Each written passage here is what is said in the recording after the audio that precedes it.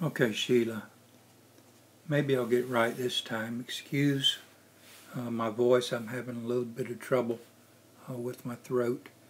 Um, anyway, the first part here, just sort of disregard, because the first thing that you'll be doing is setting the layer that you're going to paint on, and I'll just write out paint layer.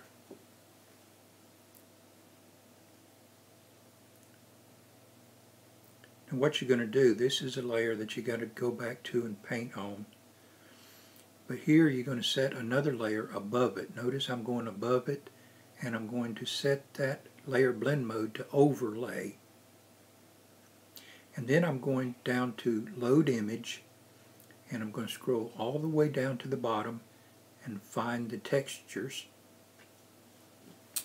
And here I'll click on the watercolor or watercolor paper texture, and it will load. Now you won't see it on your screen when it's in the overlay mode, but you want to make sure you go back to, just leave that layer alone, go back to your paint layer.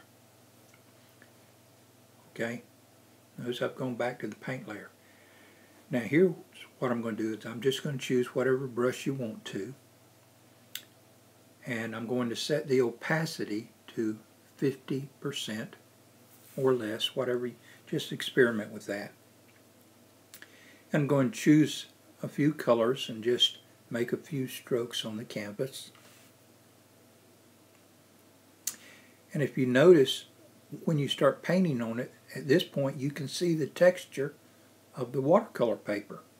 That's because of the overlay mode that's above the layer that you're painting on. So I'll just put several colors here. And after I put the colors, I'm going to use a smudge tool. Okay, I've gone down smudge tool. And you can choose any brush that you want to. Some brushes work better than others. I'll just use the very same brush that I was using before. But experiment with the brushes that you use. Also notice the strength when you're setting the brush for smudge. Strength is very important. You need to play with that. Start off at about 50%.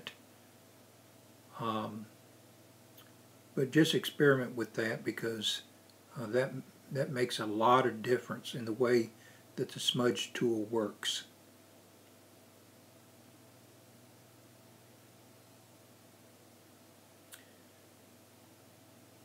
This really drags. Excuse it. I slowed it down so you could see the screens that I went to.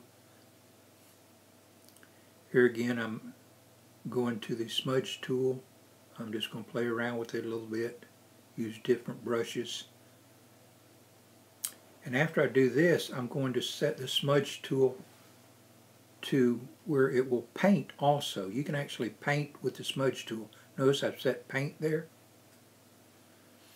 And it will pick up whatever color you have. Notice it's no longer just smudging the red, it's picking up the blue color that I had set. You also want to play with the blur tool. Now here I've set some watercolor splatter brushes that I talked to you about. They're very good for giving that watercolor splatter effect.